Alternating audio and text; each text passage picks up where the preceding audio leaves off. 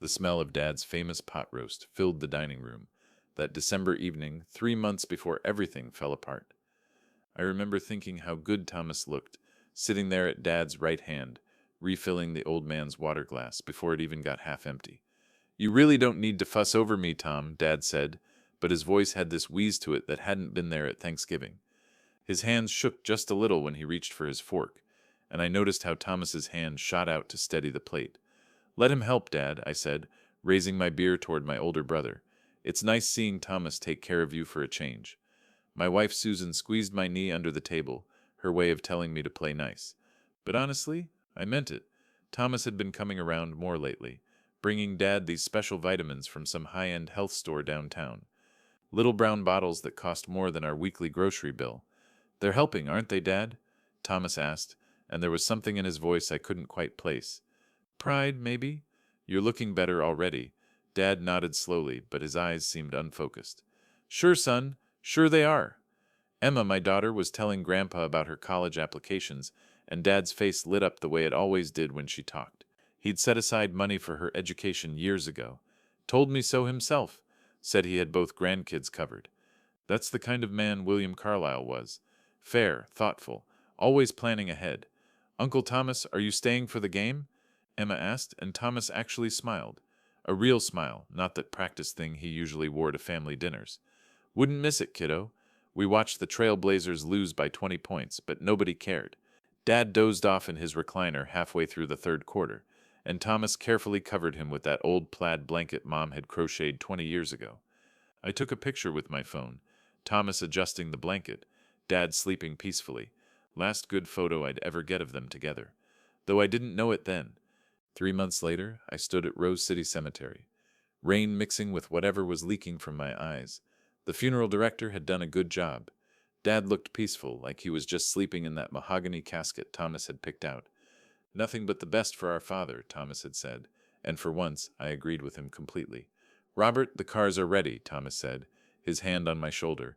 Professional, composed. His Armani suit didn't have a single wrinkle, even in this Portland drizzle. I watched him check his phone twice during the minister's final prayer. Business, probably. Thomas always had some deal cooking. "You okay to speak?" Susan whispered, and I nodded, stepping up to the podium. I talked about Dad teaching me to use a level when I was 7, how he'd say measure twice, cut once, but love without measuring. Corny stuff. True stuff. The crowd, maybe 200 people, nodded and wiped their eyes. Dad had touched a lot of lives in construction, in the community. Thomas spoke next. Perfect eulogy. Hit all the right notes about duty and legacy and family honor. Not a crack in his voice, not a pause to collect himself. When he walked back to his seat, I saw him glance at his Rolex. That's when something cold settled in my stomach. But grief has a way of making you paranoid, so I pushed it down. "Let me handle everything," Thomas had said after the burial. "Rain drumming on our umbrellas. The estate, the lawyers, all of it. You just take care of Susan and Emma. And God help me, I was grateful. That's the thing about trust. You don't know it's misplaced until it's too late." 2 weeks crawled by. Susan made coffee every morning while I stared at Dad's contact in my phone, forgetting for seconds at a time that calling him wouldn't work anymore. Emma stayed home from Oregon State for a few days, but life doesn't stop for grief, and soon it was just us in our quiet kitchen, trying to remember how to be normal. "The roses are blooming," Susan said that last peaceful morning, scrambling eggs at the stove. "Your dad would love to see them." "Yeah," I managed. "He would." Emma was scrolling through her phone at the breakfast table. "Mom, did you see Uncle Thomas bought a new boat? He posted pictures from the marina yesterday." Susan and I exchanged a look.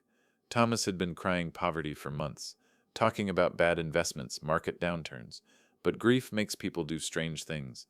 Maybe buying a boat was his way of coping. My phone buzzed on the counter. Unknown number, but the voice was familiar. "Mr. Carlyle? This is James Graham from Graham & Associates. I handled your father's will." "Morning, Mr. Graham. I wanted to inform you that we'll be reading your father's will tomorrow at 2 p.m. Can you make it?" "Of course. Thomas already knows?" There was a pause. "Just a beat too long. Mr. Thomas Carlyle has been notified." "Yes, good. We'll see you tomorrow then." I hung up and reached for Susan's hand. "Will readings tomorrow," she nodded, practical as always. "At least you'll know where things stand. Your dad was always so organized. I'm sure he split everything fairly." "Yeah," I said, believing it completely. Dad always did the right thing. Outside our kitchen window, those roses Dad helped me plant 5 years ago swayed in the morning breeze. Beautiful, perfect, about to be torn up by the roots, but I didn't know that yet. All I knew was that tomorrow we'd honor Dad's last wishes. Thomas and I would shake hands over whatever arrangement Dad had made, and life would move forward. I was wrong about everything except the moving forward part. Life always does that, whether you're ready or not. The law offices of Graham and Associates occupied the 15th floor of the Wells Fargo building, and I remember thinking how the elevator ride felt like descending into hell, even though we were going up. Susan held my hand the entire way, her palm slightly damp against mine. Neither of us had slept well since the phone call yesterday. Something about Graham's voice had been off, like a piano with one key out of tune. "It's going to be fine," Susan whispered as the elevator dinged. "Your dad was the most organized person I knew. Everything will be clear." But when we walked into that conference room with its floor-to-ceiling windows overlooking the Columbia River, nothing felt clear at all. Thomas was already there, of course, sitting at the head of the mahogany table like he was running a board meeting. His navy Armani suit looked fresh off the rack, his gold watch catching the afternoon light. He didn't stand when we entered, didn't even look up from his phone. "Robert," he said, the way you'd acknowledge a delivery person. "Susan." "Thomas," I nodded, pulling out a chair for Susan. The leather creaked when I sat down, and I noticed Thomas had taken Dad's usual spot. The power position, that should have been my second warning, right after Graham's strange phone manner. We sat in silence for maybe 3 minutes, though it felt like hours. Thomas scrolled through his phone, occasionally smirking at something on the screen. Susan studied the diplomas on the wall. I stared at the river below, watching a tugboat push a barge upstream against the current, fighting against the natural flow. Should have taken that as a sign. James Graham finally shuffled in, and I mean shuffled. The man I remembered from 5 years ago when Dad updated his will had been confident, sharp, quick with a joke. This version looked like he'd aged a decade in 5 years. His gray hair was thinner, his suit wrinkled, and he carried a manila folder like it weighed 50 pounds. "Thank you all for coming," Graham said, not quite meeting anyone's eyes. He set the folder on the table with shaking hands, and I noticed he'd sweated through his shirt collar. "In March, in Portland. I know this is a difficult time for your family." Thomas leaned back in his chair, the leather protesting. "Just read it, Graham. We've all got places to be. I have a 2:30 with the marina about my new slip." Graham's Adam's apple bobbed as he swallowed. "Yes, well, let me begin." He opened the folder with the careful movements of someone defusing a bomb. "The last will and testament of William Robert Carlyle, dated March 1st, 2023. I felt Susan stiffen beside me. March 1st. That was just 2 weeks before Dad died. The will I knew about, the one Dad had discussed with us at Christmas, was from 2022. As executed before proper witnesses and duly notarized," Graham continued, his voice getting smaller with each word, "I, William Robert Carlyle, being of sound mind and body, do hereby leave the entirety of my estate, including all real property, personal property, investments, bank accounts, and any other assets, to my eldest son, Thomas William Carlyle." The words hung in the air like smoke from a fire I couldn't see yet, but could definitely smell. The room seemed to tilt slightly, or maybe that was just me. "I'm sorry," I said, certain I'd misheard. "Could you read that again?" Graham's face flushed red. "The estate, in its entirety, goes to Thomas." "That's not possible." My voice sounded strange, like it was coming from somewhere outside my body. "Dad had a will. He showed it to me. Everything was split equally. There was money set aside for Emma's college, for Michael and Jennifer, too. He was very specific about being fair." Thomas finally looked up from his phone, and the expression on his face was something I'd never seen before. It wasn't quite a smile, but it wasn't not a smile either. It was the look of someone who'd been waiting for this moment, rehearsing for it. "Dad changed his mind," Thomas said, his voice smooth as aged whiskey. "People do that when they realize who actually deserves their legacy, who actually took care of them in their final days." Susan's hand found mine under the table, her nails digging into my palm. "Mr. Graham, there must be some mistake. William discussed this with us 3 months ago. At Christmas dinner, he was very clear about his intentions." Graham shuffled papers unnecessarily. "The will is legal, Mrs. Carlyle, properly witnessed by 2 employees of this firm and notarized. It supersedes any previous versions." "This is bullshit," I said, standing so fast my chair rolled backward. "Excuse my language, but this is complete bullshit. Dad wouldn't do this. He wouldn't just cut me out, cut his granddaughter out. Thomas, you were there at Christmas. You heard him talk about the college funds." Thomas stood too, slowly, deliberately, smoothing his tie as he rose. Memory's a funny thing, little brother, especially when there's money involved. Dad was quite clear with me about his wishes. He felt you'd gotten enough support over the years. All those loans for your business ventures that never got paid back. What loans? The 40,000 for your house down payment? The 10,000 when Emma was born? The 15,000 when your construction business hit rough waters? Ring any bells, Robert? My mind reeled. Yes, Dad had helped us, but they were gifts, not loans. He'd insisted on it. Those weren't loans, and you know it. Do I? Because I have paperwork that says otherwise. Thomas pulled a sheet from his briefcase. Promissory note dated 2003, your signature. I looked at the paper. It was my signature, but I'd never seen this document before. This is fake. This is careful, Robert, Thomas said, his voice dropping to a whisper that somehow felt like a shout. Slander is a serious accusation. Graham, please continue with the rest of the provisions. Graham cleared his throat. There are some specific instructions. Robert Carlyle and his family are to vacate the Laurelhurst property within 7 days. All personal items of William Carlyle are to remain with the estate. Any attempts to contest this will result in the activation of the no contest clause, which would exclude Robert Carlyle from any potential settlements or considerations. A no contest clause. Susan stood now, too. That's barbaric. It's legal, Thomas said, checking his Rolex, and it's binding. Now, if we're done here, I have appointments. Graham will send you copies of everything. Oh, and Robert, I'll need Dad's house keys by Friday. I'm meeting with real estate agents this weekend. He moved toward the door, and something in me snapped. You're selling Dad's house? He built that house. His hands laid those foundations. Thomas paused at the door, not bothering to turn around. His hands are dead, Robert. The house is mine. Everything is mine. The way it should have been from the beginning. Thomas, please, Susan said, and I could hear the desperation creeping in. This isn't what your father would want. You know that. Deep down, you must know that. He did turn then, and for just a second, maybe less, I saw something flicker across his face. Guilt? Regret? But it vanished so fast I might have imagined it. What I know, he said, is that Dad made his wishes clear. What I know is that I stayed while Robert played happy family across town. What I know is that blood might be thicker than water, but signatures are thicker than blood. He left, the door clicking shut with a finality that echoed in my chest. Graham started gathering his papers, still not meeting our eyes. Graham, I said, fighting to keep my voice steady. How long have you known Thomas? I don't see how that's. How long? He paused, sweat beading on his forehead again. We've had some business dealings over the years, perfectly legitimate. What kind of business dealings? I really must go. Another appointment. My secretary will send copies of all documents to your home address. He practically ran from the room, leaving Susan and me alone with the view of the river and the ruins of everything we thought we knew. The parking garage was mostly empty, our footsteps echoing off concrete walls as we walked to our car. That's when I saw it, Thomas loading his briefcase into a black Mercedes S-Class I'd never seen before. Last month he'd been crying poverty, talking about bad investments, asking Dad for help with his mortgage. Now he had a $100,000 car. Thomas, I called out, jogging over before Susan could stop me. We need to talk about this. He turned, sighing dramatically. There's nothing to talk about, Robert. It's done. It's not done. This is wrong, and you know it. Whatever you did, whatever you threatened Dad with. Threatened? His eyebrows rose in mock surprise. That's a serious accusation. Do you have any proof? Any evidence that Dad was anything other than a man who finally saw his sons clearly? What's that supposed to mean? Thomas stepped closer, close enough that I could smell his cologne, something expensive and oppressive. You want to know what Dad told me? The truth? He said he was tired of pretending, tired of acting like you were equal to me when everyone knew you were an accident.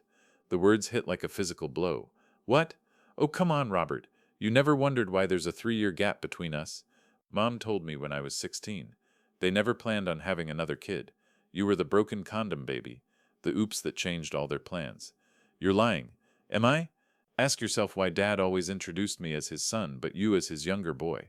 Why I got the new car at 16, but you got his old truck. Why he took me to all those construction sites when I was a kid, but waited until you begged to bring you along. My hands were shaking now, from rage or shock. I couldn't tell. Even if that were true, and it's not, Dad wouldn't cut me out completely. He wouldn't do that to Emma. Prove it, Thomas said, his voice dropping to barely above a whisper. Prove any of it, little brother. Prove Dad wanted you to have a single penny. Because I have a legal will that says otherwise. And you have what? Hurt feelings? Childhood memories? Good luck with that in court. He got in his Mercedes, the engine purring to life with German precision. Before he closed the door, he looked at me one more time. Oh, and Robert, don't bother going to Dad's house. I've already changed the locks. My property, my locks? You understand. But he was wrong about one thing. He hadn't changed the locks yet.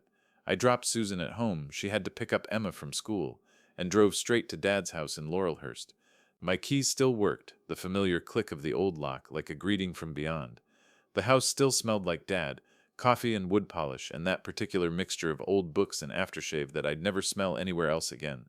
I went straight to his study, to the one secret Thomas didn't know about. Behind the Ansel Adams print of Mount Hood that had hung there since before I was born was Dad's safe. He'd shown it to me when I turned 18, made me memorize the combination. For emergencies, he'd said. Real emergencies. The combination is your mother's birthday, forward and backward. My hands trembled as I spun the dial. 071419141. The lock clicked open. Inside there were things I expected, some cash, maybe $5,000. Mom's wedding ring in its original velvet box, her pearl necklace, some old coins Dad had collected. But there were two things that made my blood run cold. First, another will, dated January 15th, 2022, properly witnessed and notarized, dividing everything equally between Thomas and me, with specific provisions for all grandchildren's education. Exactly what Dad had always said. Second, a USB drive with a post-it note in Dad's shaky handwriting. For Robert, an insurance policy. I grabbed my laptop from the car and sat right there in Dad's chair, the leather still holding the impression of his body. The USB contained a single video file, dated February 10th, 2023. Dad's face filled the screen, and seeing him again, hearing him breathe, was like being punched repeatedly in the chest. He looked terrible, worse than I'd let myself realize when he was alive. His skin was gray, his eyes sunken, and he kept glancing off camera like he was afraid someone would walk in. Robert, he said, and his voice was thin, rattled. If you're watching this, then something has happened to me, and things aren't what they seem. I need you to know the truth. He coughed, a wet, terrible sound that made me want to reach through the screen and help him. Thomas has been, God, I can't believe I'm saying this about my own son. Thomas has been giving me pills. He says they're vitamins, special supplements to help with my memory, but they make me feel wrong, weak, confused. Sometimes I can't remember Emma's name, and that terrifies me because that girl is sunshine itself. He paused, took a sip of water with shaking hands. Yesterday I tried to refuse the pills. I told him I wanted to see my real doctor, get a second opinion. He got angry, really angry, not like when you boys were kids and would fight over toys. This was cold, calculating. He said things about the will, about making changes. He said you'd gotten enough from me over the years, that it was time for the real son to get what he deserved. Dad looked directly at the camera then, and his eyes were clear, focused, more like himself. I'm scared, Robert. I'm scared of my own son. He's been staying here more, watching me. He has my passwords, my accounts. He took me to see Graham last week, but I was so foggy from those pills I can barely remember what I signed. I tried to call you, but Thomas said I was confused, that I'd already talked to you that day. But I hadn't, had I? Another cough, weaker this time. If something happens to me, if the will isn't what we discussed, know that it's not real. The real will is in the safe. You remember the combination, don't you? Your mother's birthday. She would be so heartbroken to see what Thomas has become, or maybe what he always was, and I was too blind to see. He leaned closer to the camera. There's more, Robert. I hired someone to look into Thomas's finances. He's in trouble, deep trouble.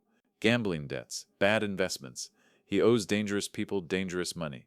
There's a report hidden in my workshop, inside the old toolbox, under the false bottom. Find it. The video cut to static, then ended. I sat there for maybe 5 minutes, trying to process what I'd just seen. My father hadn't just been sick. He'd been poisoned, controlled, murdered. The word felt too big, too impossible. But what else could this be? Marcus Chen calling back. Rob, I did some digging on Graham like you asked, he said without preamble. You sitting down? Yeah. Graham owes Thomas $80,000. Gambling debts from the same underground casino where Thomas plays. The kind of debts that come with broken kneecaps if you don't pay. Jesus, there's more. I can recommend someone for this case. Sarah Mills. She's the best private investigator in Portland for this kind of thing. Estate fraud, family deception. She's seen it all. But Rob, I need you to understand something. If we pursue this, we're not just talking about contesting a will. Based on what you've told me and what I'm finding, we're potentially talking about elder abuse, fraud, maybe worse. How much worse? Marcus was quiet for a moment. Did your dad's death seem suspicious at all? I thought about those pills, about dad's gray skin, his confusion. It does now. Then we need to move fast. Can you meet tomorrow morning? 8 a.m. my office, bring everything you found. I'll be there, and Rob? Don't go back to that house alone. If Thomas is capable of what we think, you're not safe. None of you are safe. After we hung up, I went to Dad's workshop in the basement. The old red Craftsman toolbox sat where it always had, covered in decades of paint splatters and rust. I felt for the false bottom Dad had shown me years ago, when he taught me that every good builder needs a few hiding spots. Inside was a manila envelope, thick with papers. Private investigators' report on Thomas Carlyle. Gambling debts totaling $300,000. Loans from people with names like Joey the Hammer and Russian Mike. Photos of Thomas at underground casinos, at high-stakes poker games, his face twisted with the particular desperation of someone chasing losses with worse bets. The last page was a bank statement. Thomas's personal account, overdrawn by $60,000 as of February 1st, 2023. 1 month before Dad's new will, 6 weeks before Dad died. I took everything. The real will, the USB, the investigator's report, the cash from the safe. As I was leaving, I stopped in the doorway of Dad's bedroom. The bed was still unmade, like he might come back and slip under those covers. His glasses sat on the nightstand next to a Tom Clancy novel he'd never finish. I'm going to make this right, Dad, I said to the empty room. I promise. The drive home felt like emerging from underwater. Everything looked different now. Sharper, more dangerous. Every car behind me could be Thomas or someone he'd sent. Every shadow could hide a threat. But underneath the fear was something else. Something that had been sleeping in me for years. Rage. Pure, clean, justified rage. Thomas hadn't just stolen my inheritance. He'd stolen my father's last days, turned them into a nightmare of confusion and fear. He'd murdered the man who taught us both to ride bikes, who stayed up all night when we had fevers, who built tree houses and dreams with equal care. My brother was going to pay for this. Not just with money, but with everything. I was going to take it all. His reputation, his freedom, his carefully constructed life. The little brother he'd dismissed as an accident was about to become his worst nightmare, because Thomas had forgotten something important about accidents. They're usually the ones that change everything. The preliminary hearing was supposed to be simple. Marcus had prepared me for it, said we just needed to present enough evidence to move forward with contesting the will. What we hadn't prepared for was Thomas walking in with a briefcase full of medical documents and a smile that could freeze hell over. Your Honor, James Morrison, Thomas's attorney, stood with the kind of confidence that comes from charging $1,000 an hour. Before we proceed with this frivolous challenge to my client's rightful inheritance, we have critical medical evidence that speaks directly to William Carlyle's mental state in his final months. Marcus tensed beside me. We'd been in his office until 2 in the morning preparing, but this wasn't in any of our scenarios. Morrison produced a thick folder, handing copies to the court clerk. These are the medical records of Dr. Henry Kaufman, who treated William Carlyle for early-stage Alzheimer's disease beginning in November 2020. That's impossible, I whispered to Marcus. Dad's doctor was Philip Chen, your cousin. He never mentioned Alzheimer's. Marcus was already typing on his phone under the table, his face growing paler with each second. Morrison continued, his voice carrying that particular tone lawyers use when they know they're winning. As you can see from Dr. Kaufman's extensive notes, William Carlyle was experiencing significant cognitive decline, memory lapses, confusion about financial matters, paranoid delusions about family members trying to harm him. The judge, a stern woman named Patricia Hayes, examined the documents through her reading glasses. These are quite detailed, Mr. Morrison. The doctor notes several incidents of Mr. Carlyle making false accusations against his son Thomas. Exactly, Your Honor, which explains the video my brother so desperately wants to submit as evidence. It's the rambling of a sick man in the grip of dementia-induced paranoia. I started to stand, but Marcus grabbed my arm. His phone screen showed a text from his assistant. Dr. Henry Kaufman died in a car accident March 2021. 2 years. The doctor whose signature was all over these documents had been dead for 2 years before he supposedly treated my father. Your Honor, Marcus stood, his voice steady despite what we'd just learned. We'd like to verify these medical records. Could we have the contact information for Dr. Kaufman's office? Morrison didn't miss a beat. Unfortunately, Dr. Kaufman passed away recently. A heart attack, I believe. However, his records were properly maintained by his practice partner, Dr. James Vollmer, who can verify their authenticity. Another text on Marcus's phone. Vollmer lost his license in 2019. Prescription fraud. Judge Hayes looked between us, and I could see her starting to lean toward Thomas's side. Mr. Chen, unless you have concrete evidence that these medical records are falsified, I have to consider them in evaluating the deceased's mental capacity. We need time to investigate, Your Honor. This is the first we're hearing of any Alzheimer's diagnosis. You have 2 weeks, the judge said. But I'm inclined to agree with Mr. Morrison that this appears to be a case of a confused elderly man making unfounded accusations. The will stands as executed unless you can provide compelling evidence otherwise. Thomas hadn't looked at me once during the entire hearing, but as we left the courtroom, he fell into step beside me in the hallway. You should stop now, Robert, he said quietly, like we were discussing the weather. This is only going to get worse for you. You fabricated medical records. You got a dead doctor to sign them. That's going to come out. He smiled then, that same cold smile from Graham's office. Prove it. Prove any of it. And while you're trying, ask yourself if you can afford to. Literally.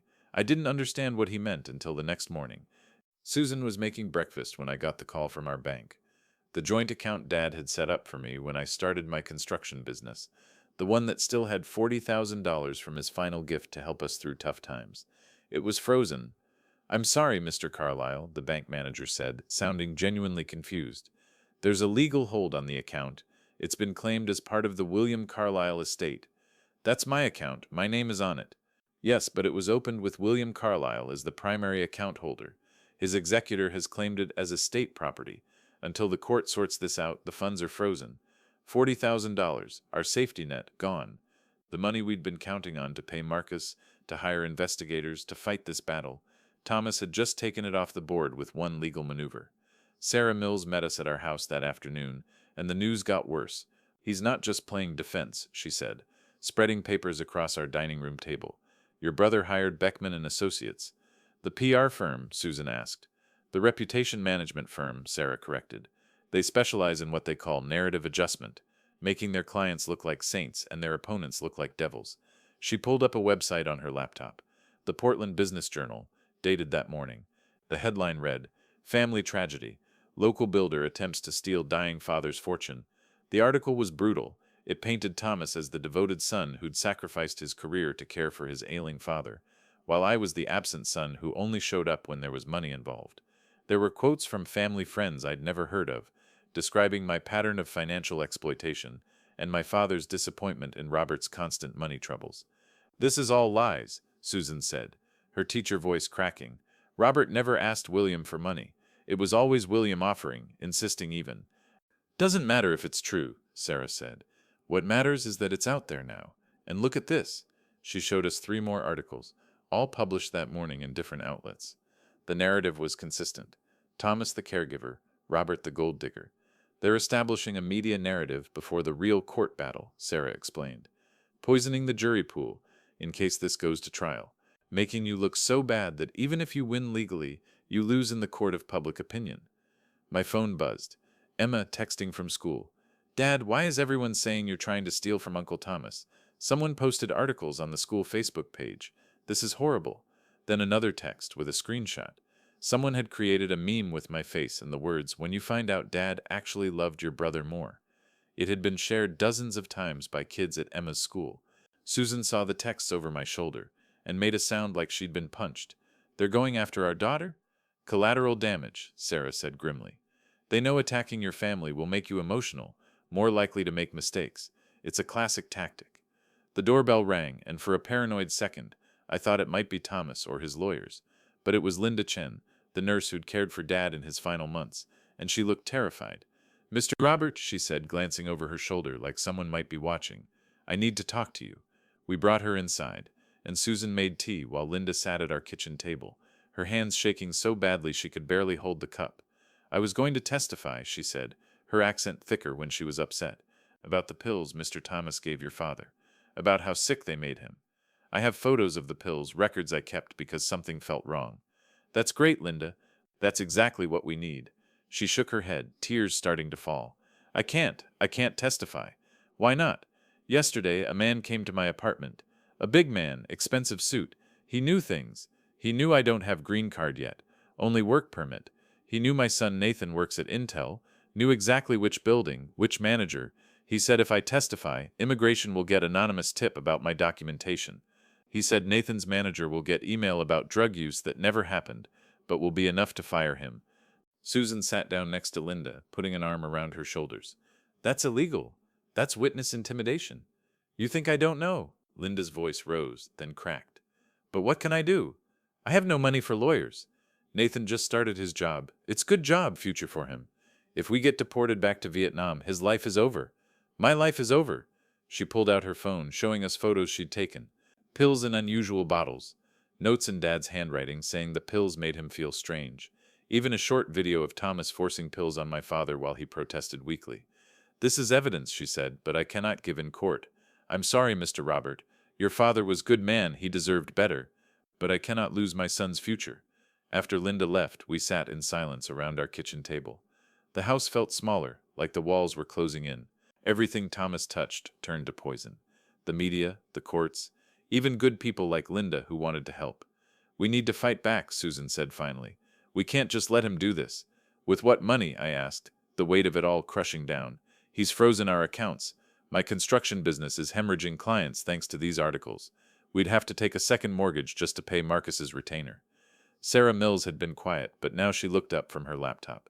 There's something else. I've been monitoring social media, and Beckman and Associates isn't just planting stories. They're running a coordinated campaign, fake accounts commenting on articles, pushing the narrative that you're mentally unstable, that you have a gambling problem of your own. She turned the screen toward us. Dozens of comments under the Portland Business Journal article, all variations on the same theme. I heard Robert Carlyle has serious debt problems. Someone told me he's been stealing from job sites. Classic narcissistic personality disorder, if you ask me. None of this is true. Doesn't matter, Sarah said.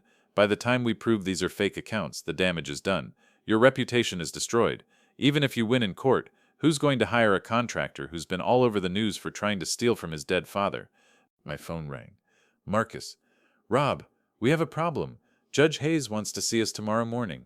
Thomas's team filed an emergency motion. They're asking for a restraining order, claiming you're harassing Thomas and making threats. What? I haven't even talked to him, except at the courthouse. They have affidavits from 3 witnesses saying you confronted Thomas at his home, threatened physical violence, and said you'd destroy him no matter what it takes. That never happened. I haven't been near his house. I know, but defending against it means more time, more money, more distraction from the main case. It's another pressure tactic. After Marcus hung up, I stood at our living room window, looking out at the street where Emma learned to ride her bike, where Dad had helped me plant those roses. Everything we'd built, everything we'd worked for, was being systematically destroyed by my own brother.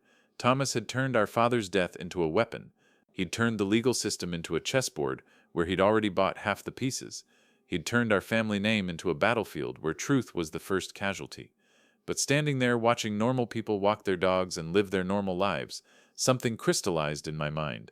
Thomas had made one mistake in all his planning, one miscalculation in his perfect crime. He'd assumed I'd give up. He'd assumed the little brother, the accident, would fold under pressure. He was wrong. Susan, I said, turning from the window. Call the bank. We're taking that second mortgage. Robert, and Sarah, I need you to dig deeper into those medical records. If Kaufman died 2 years ago, someone else signed those papers. Find out who. Sarah nodded, already typing. What about Linda's evidence? We'll find another way to use it. Thomas thinks he's won because he scared her, but those photos and videos still exist. We just need to be smarter about how we present them. Susan stood, coming over to take my hand. Are you sure about this? We could lose everything. I thought about Dad's face in that video, the fear in his eyes when he talked about Thomas. I thought about Emma being bullied at school because of lies her uncle was spreading. I thought about Linda Chen crying in our kitchen, terrified of losing her son's future. We've already lost everything that matters if we don't fight, I said. Thomas wants a war? He's got one. But he forgot something important. I learned how to build from the ground up from the same man he did. And everything he's built on lies, I'm going to tear it down to the foundation. The phone rang again. When I answered, there was silence for a moment. Then a woman's voice with a slight accent I couldn't place. Mr. Carlyle? Robert Carlyle? Yes? My name is Elena Volkov. I knew your father for many years. I have information about your brother that might interest you. Can we meet tomorrow? Somewhere private? The line went dead before I could respond, but something in my chest, some instinct inherited from my father, told me the game had just changed. Thomas had fired the first shots, devastating ones that left us reeling. But wars aren't won in the first battle. They're won by the last person standing, and I was still standing. Forest Park at dawn was shrouded in mist, the witch's castle ruins looking like something out of a Gothic novel. I'd chosen this spot because Elena Volkov had insisted on somewhere private, somewhere Thomas would never think to look.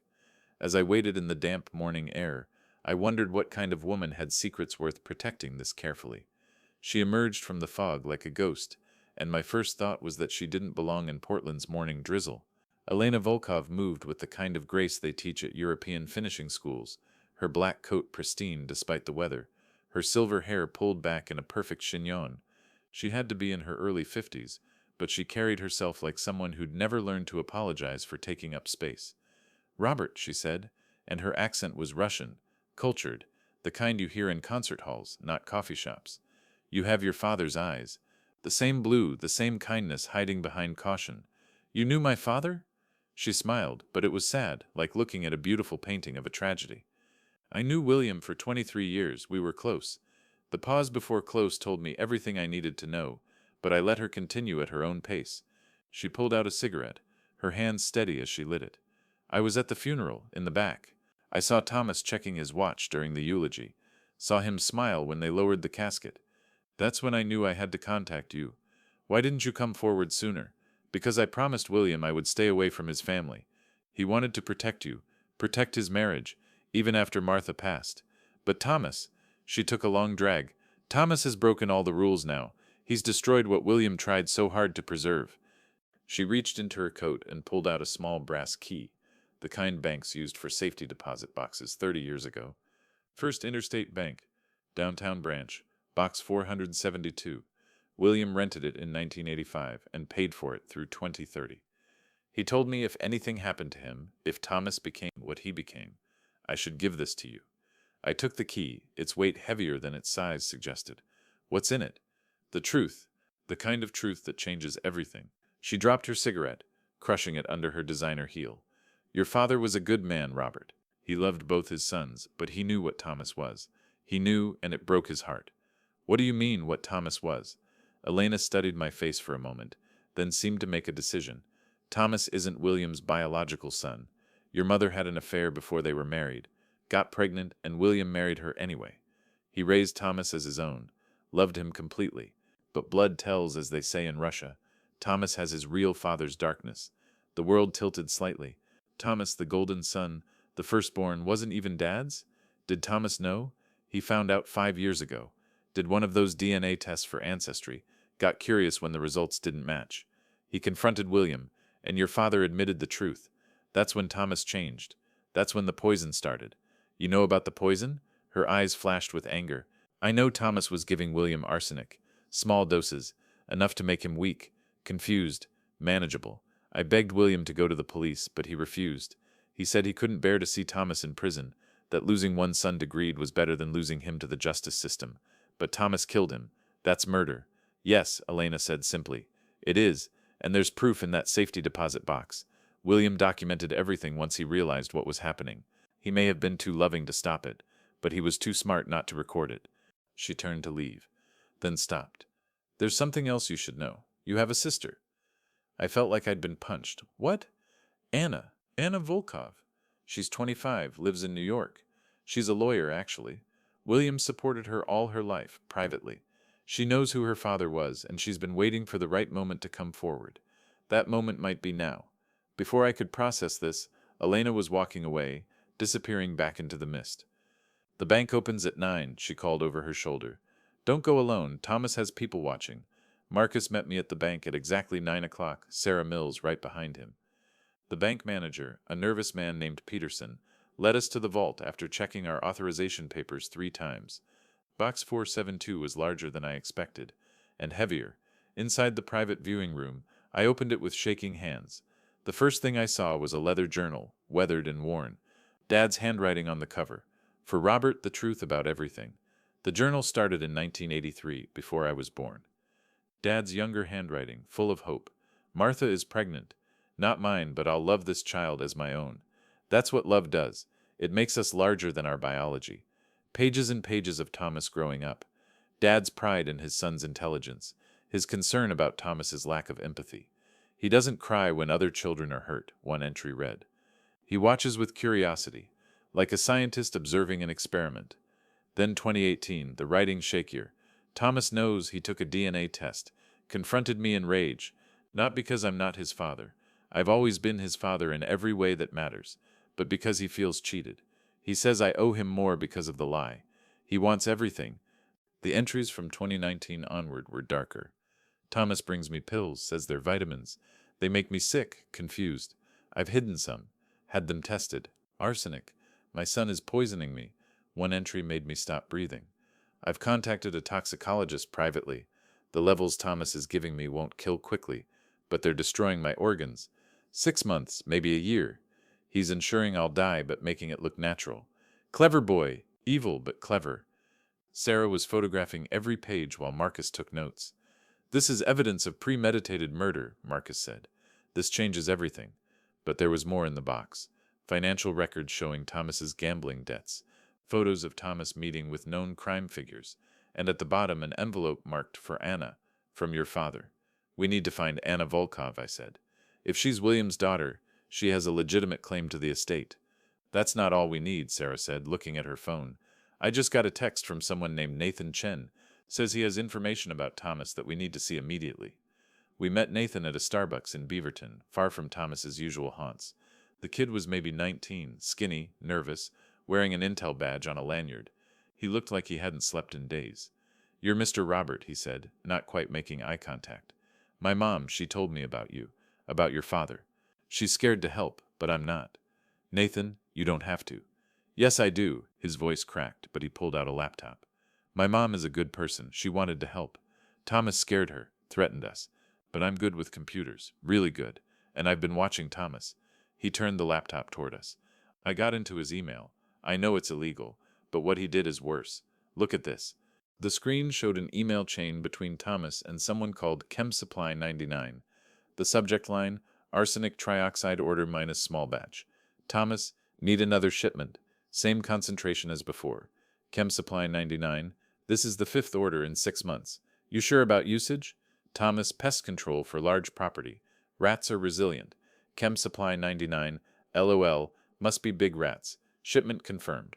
The dates aligned perfectly with Dad's journal entries about feeling worse. There's more, Nathan said, his fingers flying across the keyboard. Thomas has been researching arsenic poisoning for 2 years.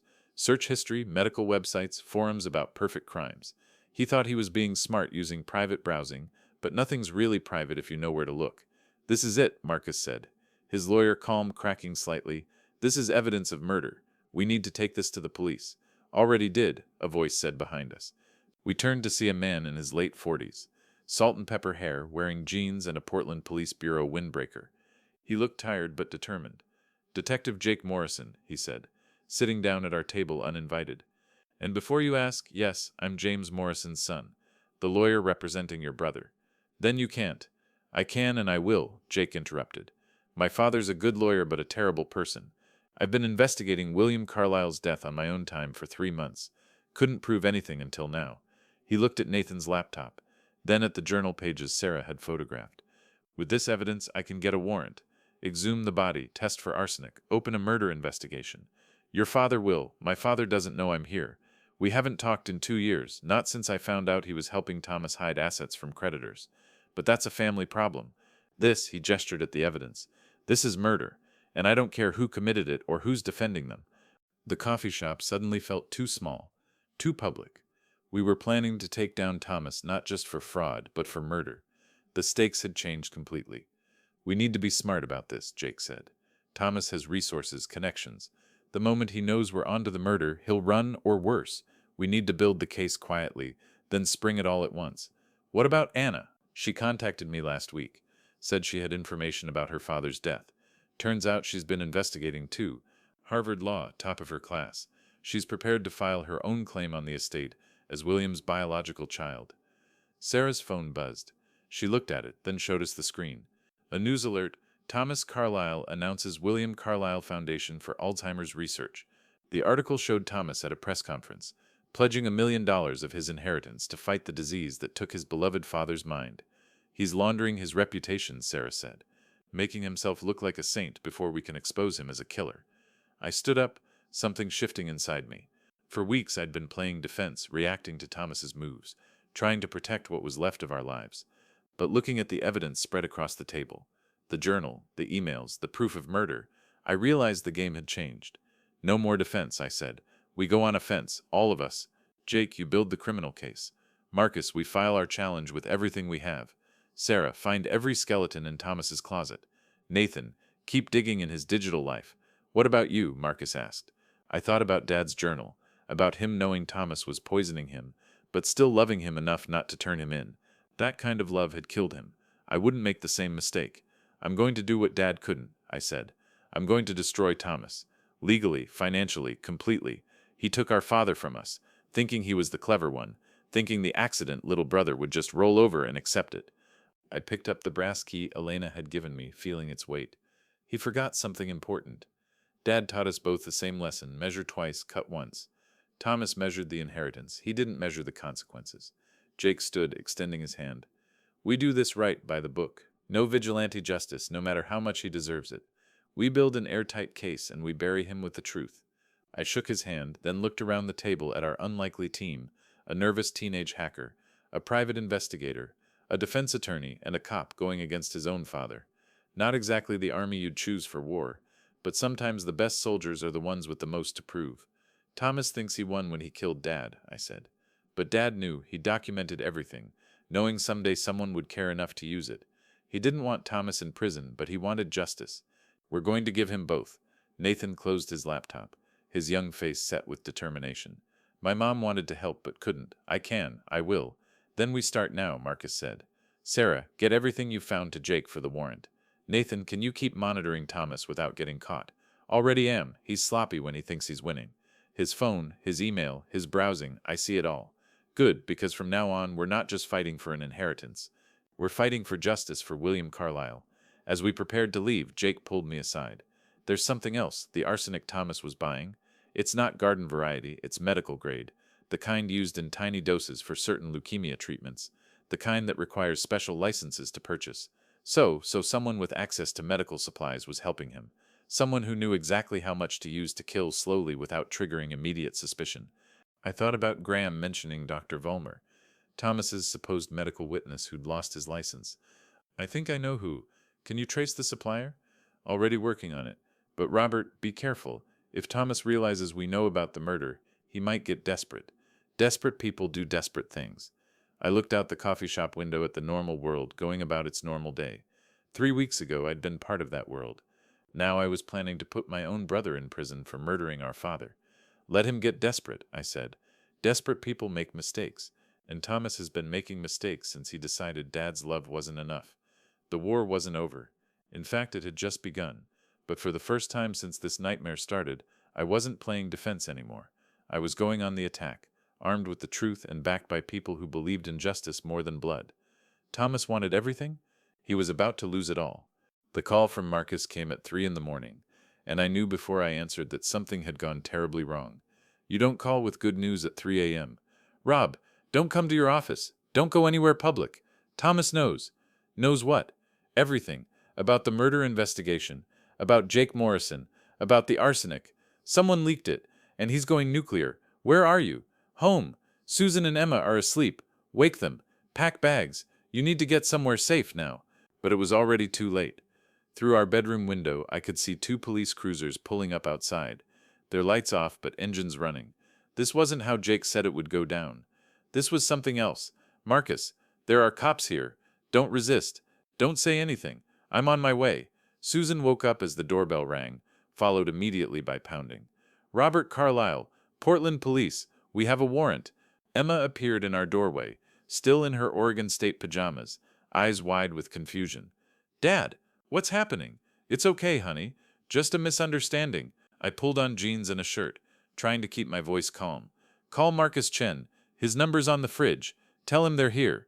The pounding got louder. Open up, or we're coming in. When I opened the door, I found 4 officers, not the 2 I'd seen. None of them was Jake Morrison.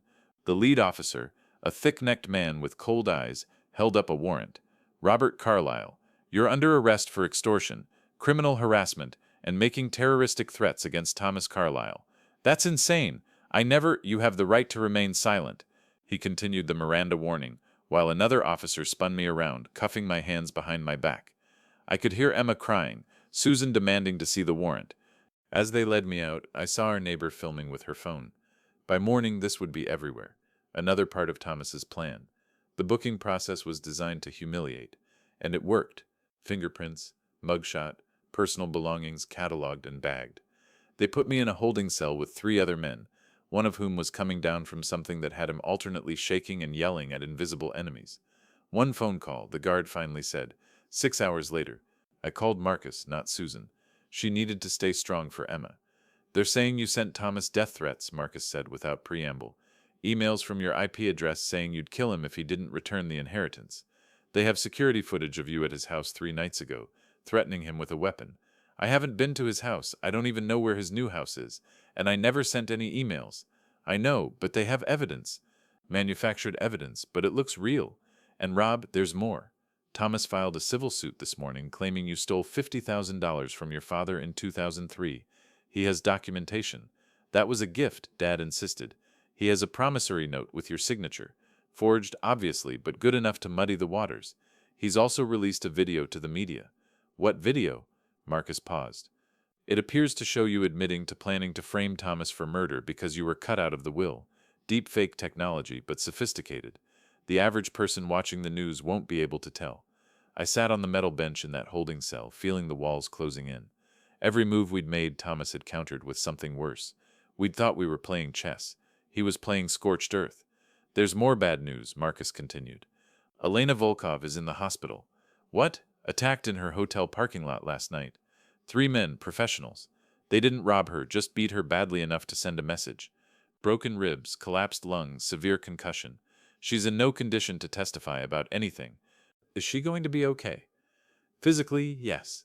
But she managed to call me before they sedated her. Said to tell you. Check the painting. Mean anything to you? The painting. Dad's Ansel Adams print in his study. But I couldn't check anything from a jail cell. Get me out of here, Marcus. Bail hearings tomorrow morning. Thomas's team is pushing for no bail, calling you a flight risk and danger to the community. We'll fight it, but Rob, we're losing.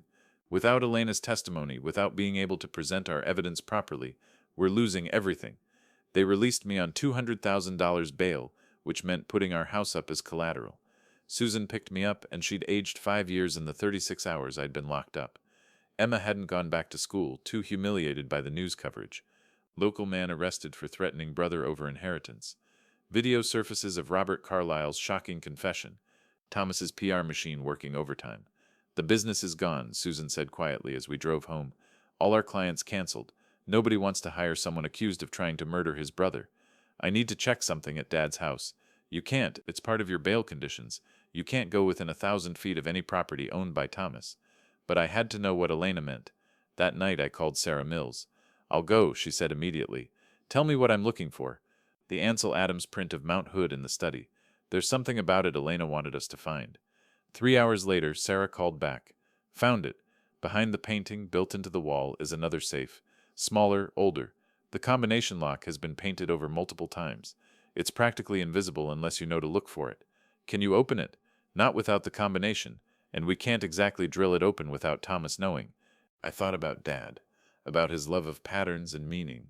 Mom's birthday for the first safe. What would he use for a second one? Try 041465. What's that? The date he and Elena met. April 14th, 1965. He mentioned it once when he was on those pills, rambling about the past. I heard Sarah working, then a sharp intake of breath.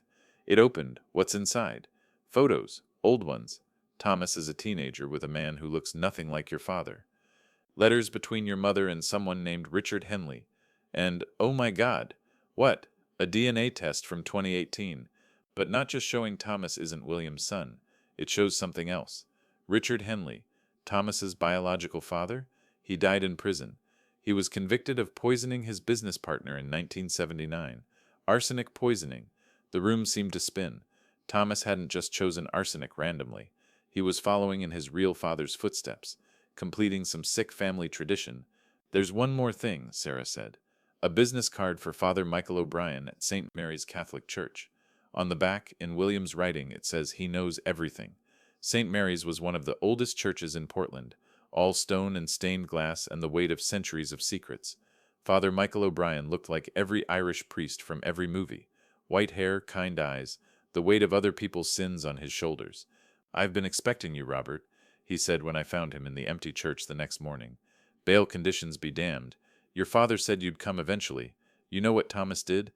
Father Michael walked me to a pew, sitting heavily like his bones hurt. "Your brother came to confession 3 weeks before your father died. He was drunk, maybe high on something. He confessed to poisoning William, said he was taking what was rightfully his, what should have been his by blood. Then you can testify." "No." His voice was firm but sad. "The seal of confession is absolute. I cannot reveal what was said to me in confession, not even to save an innocent man, not even to convict a guilty one. But he murdered my father. I know, and it torments me every day. But I took vows, Robert, sacred vows." He stood to leave, then paused. "However, nothing prevents me from giving you this." He handed me a worn Bible, certain passages highlighted in yellow. "Your father's, he left it here for safekeeping. Said you'd understand the marked passages." I opened it randomly. Highlighted, "Cain rose up against Abel his brother and killed him." Another page, "The love of money is the root of all evil." And another, "The truth shall set you free." But it was the last marked passage that made my blood run cold. From Proverbs, "These 6 things the Lord hates, 7 that are detestable to him: haughty eyes, a lying tongue, hands that shed innocent blood, a heart that devises wicked schemes, feet that are quick to rush into evil, a false witness who pours out lies, and a person who stirs up conflict in the community." In the margin, Dad's shaky handwriting, "Thomas is all 7. Father Michael was watching me. I cannot tell you what was confessed to me, but I can tell you this. Your father knew he was going to die. He made his peace with it. His only regret was that the truth might die with him. The truth doesn't matter if I can't prove it. Truth has a way of surfacing, Robert. Like bodies in water, it always rises eventually. As I left the church, my phone rang. Nathan Chen, his voice panicked. "Mr. Carlyle, Thomas knows I hacked his email. He's got my mom. Not physically, but he called her. Said if I testify or share what I found, he'll make sure she's deported within 24 hours. He has someone at ICE who owes him favors. Another witness gone. Another piece of evidence we couldn't use. Marcus called next. The judge is considering revoking your bail. Thomas's team submitted security footage of you at St. Mary's, says you're violating bail conditions by trying to intimidate potential witnesses. Father Michael isn't a witness for Thomas. Doesn't matter. You violated the conditions. We need to prepare for the possibility you're going back to jail. And Rob, Jake Morrison just got suspended. Someone sent Internal Affairs an anonymous tip about him accessing databases without authorization. His father's doing, probably." I stood outside that church, watching normal people go about their normal lives, and felt the net closing. Thomas had thought of everything. Every move we made, he'd anticipated. Every ally we found, he neutralized. "Marcus," I said, "what are our real chances here?" The pause told me everything. Without Elena's testimony, without Nathan's evidence, without Jake's investigation, slim to none. Thomas has successfully painted you as a desperate, violent man trying to steal from your brother. The media believes it. The court believes it. Hell, half our potential jury pool probably believes it. So he wins, unless something dramatic changes, unless we find something he hasn't anticipated. Yes, I thought about Dad dying slowly, poisoned by his own son, knowing it was happening but loving Thomas too much to stop it. I thought about Elena in the hospital, Nathan's mother terrified of deportation, Jake's career destroyed for trying to find justice. Thomas had won every battle, but standing there in the shadow of that old church, holding Dad's Bible with its desperate marginalia, I realized something.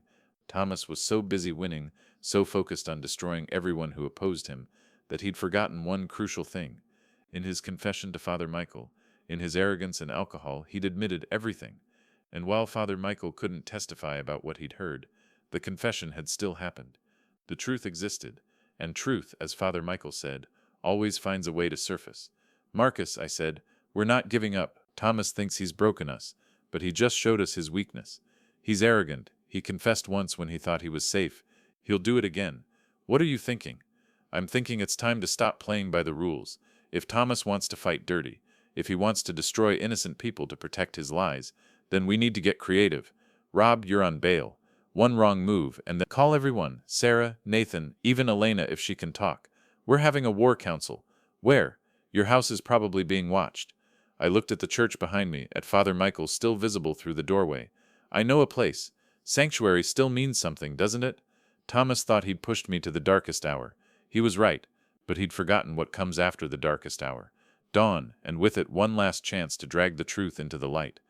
The woman who walked into Marcus's conference room didn't look like she belonged to our story. Anna Volkov was 25 years old, but carried herself with the gravity of someone who'd been preparing for this moment, her entire life. She had Elena's bone structure, but Dad's eyes, that same piercing blue that could see through pretense straight to the truth. "You're Robert," she said. Not a question, but a statement. Her handshake was firm, professional, the kind they teach at Harvard Law. "I'm Anna. Your sister, technically. Half-sister. William's daughter." Susan gripped my hand under the table. We'd known this was coming since Elena mentioned her, but hearing it said out loud in that conference room made it real in a way that shook everything I thought I knew about my family. "I know this is a shock," Anna continued, setting a leather briefcase on the table with practiced precision. "But we don't have time for lengthy introductions or emotional processing. Thomas has done an excellent job of destroying your credibility. But he didn't know I existed. That's our advantage." Marcus leaned forward. "Miss Volkov, with all due respect, what standing do you have in this case?" She smiled, and for a second I saw Dad in that expression, the quiet confidence of someone holding a winning hand. The document she pulled from her briefcase was different from the others we'd seen. Older paper, more formal language, witnessed and notarized with excessive care. William Carlyle's will, dated January 2nd, 2022, 1 year before the will you've been fighting over, 2 years after the one Thomas claims supersedes everything. In it, William acknowledges me as his biological daughter and leaves me an equal share of his estate, alongside his sons Robert and Thomas. "How is this possible?" Susan asked. "Where has this been?" "In a safety deposit box at Chase Manhattan in New York. William gave me the key when I turned 21. He said to only use it if something happened to him and things weren't right. When I heard he died and Thomas got everything, I knew it was time." She pulled out another document. "Birth certificate amended 2019, listing William Robert Carlyle as my father. DNA test confirming biological relationship. University transcripts showing financial support from William throughout my education. 23 years of birthday cards, all in his handwriting." "Why didn't he tell us?" I asked, though the hurt in my voice probably made it sound like an accusation. Anna's expression softened slightly. "He wanted to protect your mother's memory, protect your family's reputation. But mostly he wanted to protect me from Thomas. He knew what Thomas was capable of long before the rest of you." "Thomas will contest this," Marcus warned. "He'll say it's fake, that you're an opportunist." "Let him try. I clerked for Judge Patterson in the Second Circuit. I know exactly how to authenticate documents, establish standing, and present evidence. Besides," she pulled out her phone, "I have something Thomas doesn't know about, recordings. Years of phone calls with William where he talks about his sons, his estate, his wishes, all legally recorded since New York is a one-party consent state." She played a snippet. Dad's voice filled the room. "Anna, sweetheart, if anything happens to me, find Robert. He's the son who inherited my conscience. Thomas got something else, something darker. Promise me you'll help Robert if Thomas tries to take everything." "When was this recorded?" Marcus asked.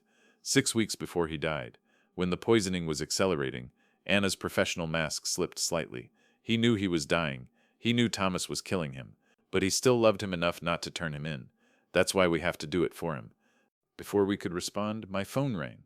Margaret Wilson, the woman who'd kept house for our family for 3 decades. "Mr. Robert," her voice was shaky but determined, "I need to see you right now. All of you. I have something that changes everything."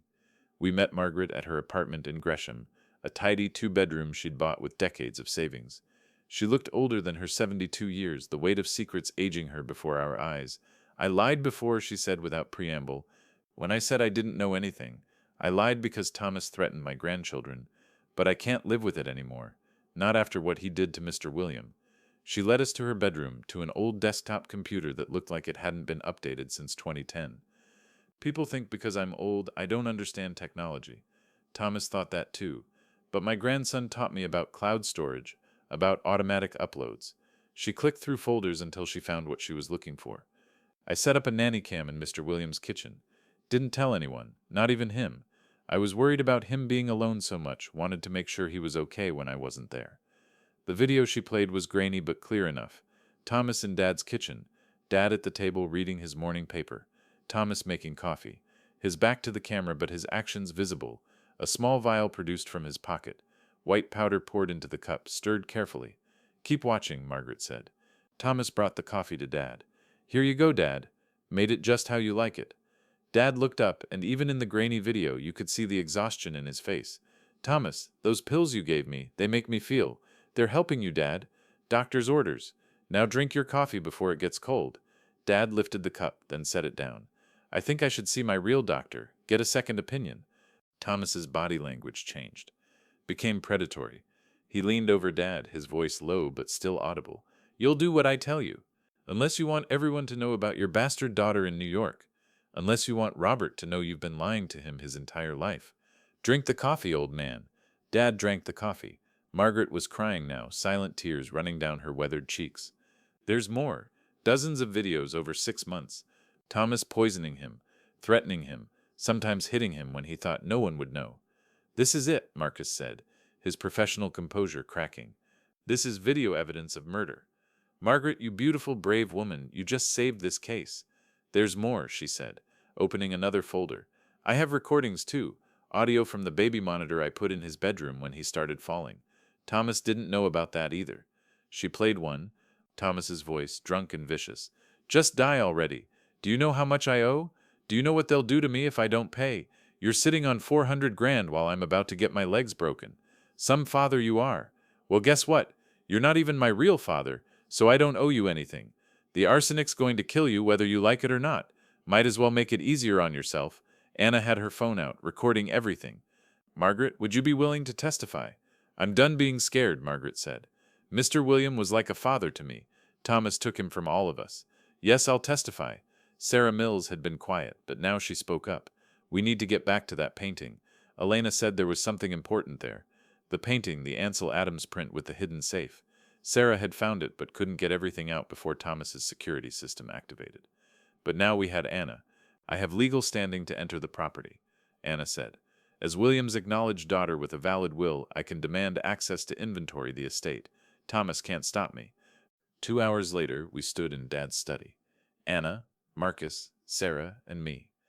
The house felt different, like it knew its secrets were about to be revealed. Anna went straight to the painting, to the hidden safe Sarah had found. Inside, beyond the photos and letters Sarah had already seen, was something she'd missed in her hurry. A manila envelope marked "For the authorities." Evidence of conspiracy to commit murder. Inside, printed emails between Thomas and someone identified only as V. V. "The arsenic is working but too slowly. Increased dose. Thomas. He's getting suspicious. Others might notice." V. "Then add the benzos I gave you. Makes them confused, compliant. Your father won't know what's real anymore." Thomas, "How long until it's fatal?" V. "At current doses, 3 to 4 months. Organs will fail, but it'll look natural." Thomas, "Perfect. Payment transferred to your Cayman account." But the most damning piece was at the bottom. A handwritten note in Thomas's distinctive scrawl. "If the old man doesn't die naturally soon, I'll help him along. Pillow over the face, make it look like he died in his sleep. He's weak enough now that he couldn't fight back." Signed it with his initials, TC. "This is conspiracy to commit murder," Anna said. "Premeditated, documented, undeniable.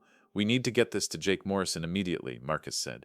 "He's suspended, but he can get it to the right people." Father Michael was waiting when we arrived back at St. Mary's, using it as our impromptu headquarters since my house was certainly being watched. He pulled me aside while the others strategized. "Robert, I've been wrestling with my conscience," he said. "The seal of confession is sacred, but so is justice. I cannot break my vows, but perhaps there's another way." "What do you mean?" "Thomas is a creature of habit and ego. When he's stressed, he drinks. When he drinks, he comes here. He confessed once in a drunken stupor. What if he were to do so again, but this time? What if someone else happened to be in the confessional next door? The walls are thin, and voices carry. You're saying we could?" "I'm saying nothing. I'm merely observing that tomorrow is Friday, and Thomas usually comes to light candles for your mother on Fridays. Though we both know it's really to maintain his public image. And I'm observing that if he's been drinking, and if someone were to provoke him into an emotional state, he might seek confession, and if the confessional booth's recording system installed for training purposes were to malfunction and record, He handed me a small device. This would cause such a malfunction. Hypothetically. Father, I can't ask you to. You're not asking. I'm volunteering. Your father was my friend for 40 years. Thomas confessed to murdering him. My vows prevent me from revealing that confession, but they don't prevent me from creating circumstances where Thomas might reveal himself. Friday came. Anna had filed her claim on the estate that morning, sending Thomas into a rage that made the news. Unknown woman claims to be Carlisle heir, the headlines read. His carefully constructed narrative was cracking. Sarah had been monitoring Thomas's movements. He's at Brennan's pub, she reported. 3 whiskeys in and getting worse. Father Michael was ready. Bring him here.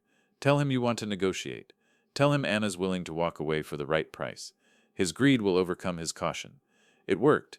Thomas arrived at St. Mary's drunk, angry but still arrogant. I met him in the vestibule. Jake Morrison hidden in the adjacent confessional. The recording device activated. You think your bastard sister changes anything? Thomas slurred. I'll destroy her just like I destroyed you. How? I asked, keeping my voice calm. How did you destroy us, Thomas? Same way I destroyed Dad. Slowly, carefully, making him weaker every day until he couldn't fight back. You poisoned him. Thomas laughed, an ugly sound that echoed in the holy space. Poisoned. Such a harsh word. I medicated him, helped him along to his natural conclusion. He was old anyway. He was our father. He was your father. Never mine. Just the fool who raised me, thinking I was his. Father Michael appeared, his timing perfect. Thomas, you seem troubled. Would you like to confess? Thomas laughed again. Confess? Sure, Father, I'll confess. I confess I killed William Carlisle. I confess I put arsenic in his coffee every morning for 6 months. I confess I forged his will, paid Graham to authenticate it, destroyed anyone who tried to stop me. I confess I won. I took everything from the old man who pretended to love me, from the brother who was never supposed to exist. I confess, and I'd do it all again. Thomas, Father Michael said softly, God forgives all sins if you're truly repentant. Repentant? Thomas stood, swaying slightly. I'm not repentant. I'm proud. I beat you all.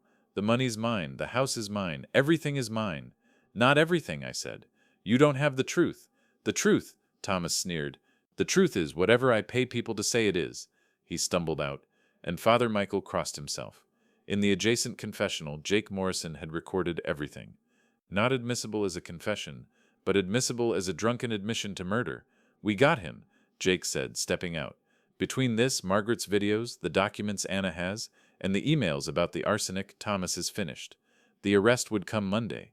But standing in that church, surrounded by people who'd risked everything for justice, I realized we'd already won. Not because Thomas would go to prison, not because the inheritance would be redistributed fairly, but because the truth had finally surfaced. Dad was right. The truth did set us free, and Thomas, who'd built his empire on lies, was about to learn what happened when the foundation crumbled. The war was almost over. All that remained was watching Thomas fall. The courtroom was packed that July morning, every seat filled with people who'd followed the story of the Carlisle family tragedy. Thomas sat at the defendant's table, no longer in his expensive Armani but in a county jail jumpsuit. The transformation was complete, from golden son to common criminal in 4 months. Judge Patricia Hayes looked older too, the weight of this case evident in the lines around her eyes. We're here for the verdict in the state versus Thomas William Carlisle. The defendant has been charged with first-degree murder, fraud, forgery, and conspiracy to commit murder. The jury has reached a verdict. The foreman stood, a middle-aged contractor who'd probably seen his share of family disputes, though nothing like this. We, the jury, find the defendant Thomas William Carlisle guilty on all counts. Thomas didn't move, didn't even blink, but I saw his hands clench on the table, knuckles white with the effort of maintaining control. The court sentences Thomas William Carlisle to 25 years to life for the murder of William Robert Carlisle, plus additional consecutive sentences totaling 15 years for fraud and conspiracy. Mr. Carlisle, you betrayed the most sacred trust that between a father and son. You poisoned the man who raised you, loved you despite knowing you weren't his biological child, and protected you even as you killed him. This court has seen evil, but rarely such calculated cruelty. As they led Thomas away, he looked at me for the first time in weeks. No apology in his eyes, no regret, just cold hatred and something else, disbelief that the little brother, the accident, had actually won. Patricia Thompson Carlisle filed for divorce the next day. Their children, Michael and Jennifer released a statement through their lawyer saying they wanted no contact with their father and would be changing their last names to Thompson. The golden family Thomas had built as part of his perfect image crumbled within hours of the verdict. Marcus handled the estate settlement with Anna and me in his office 2 weeks later. The same conference room where this nightmare had started now held the promise of resolution. With Thomas's fraudulent will invalidated and William's legitimate wills authenticated, the estate will be divided equally between Robert and Anna, Marcus explained. That's roughly $200,000 each after legal fees and taxes. Actually, Anna said, pulling out a document, I want to propose something different. She spread papers across the table, architectural plans, financial projections, legal frameworks. The William Carlisle Foundation for Elder Care Protection. We use the estate to fund it, along with the sale of Dad's house. It would provide free legal services for elderly people being financially abused by family members, fund investigations into suspicious deaths, and offer safe housing for seniors escaping abusive situations. I looked at this sister I'd never known existed until 4 months ago, seeing Dad's compassion in her eyes. He'd love that. There's one more thing, Anna said. Elena, my mother, she's recovering, but the medical bills are substantial. I'd like the foundation to cover them and provide her with a monthly stipend. She loved William for over 20 years in secret. She deserves something for that loyalty. Agreed, I said immediately. We signed the papers establishing the foundation that afternoon.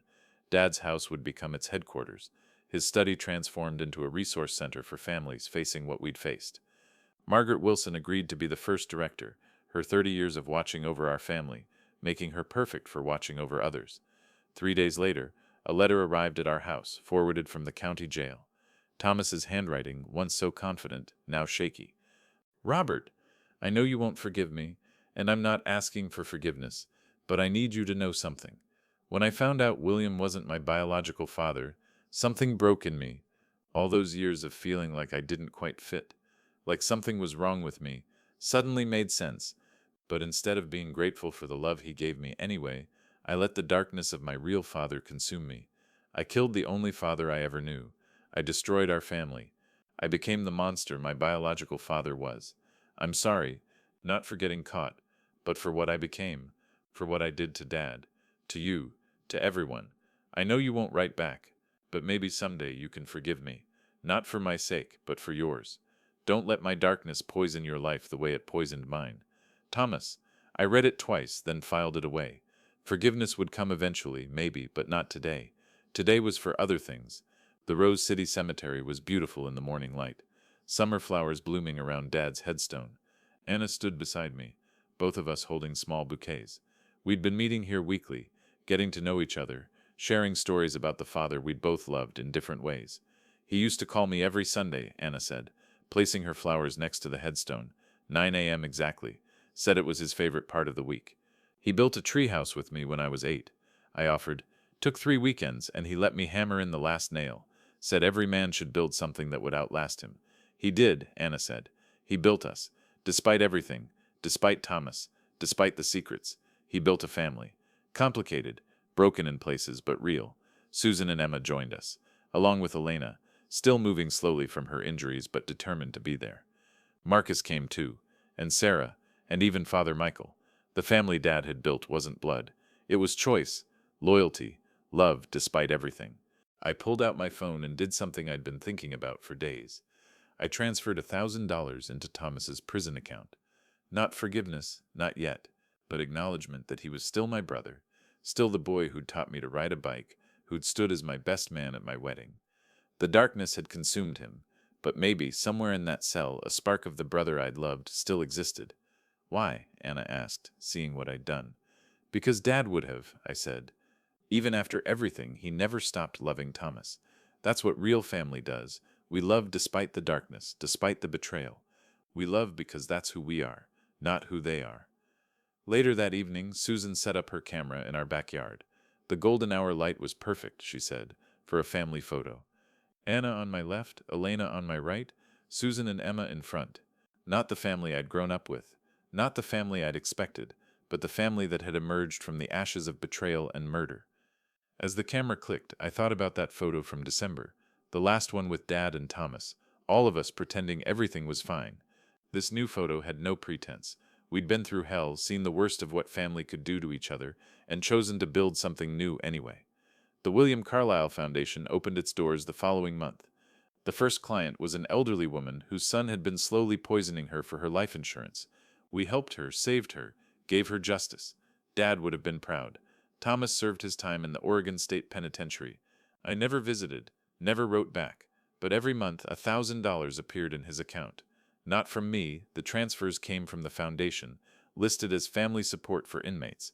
It was enough for him to know he wasn't completely forgotten, wasn't completely alone, even if he deserved to be. Standing in Dad's study turned resource center, looking at his photo on the wall, not the formal portrait Thomas would have chosen, but the snapshot of him teaching me to use a level, I finally understood what he'd tried to teach us both. Family isn't about blood. It's about choosing to love when it would be easier to hate, choosing to build when it would be easier to destroy, choosing to forgive when it would be easier to forget. Thomas had chosen destruction. I chose to build. The accident son, the one who was never supposed to exist, had become the keeper of William Carlyle's true legacy. Not money or property, but love despite everything, hope despite evidence to the contrary, and the belief that even the darkest family tragedy could give birth to something beautiful. The war was over. We'd all lost something. But in the losing, we'd found each other.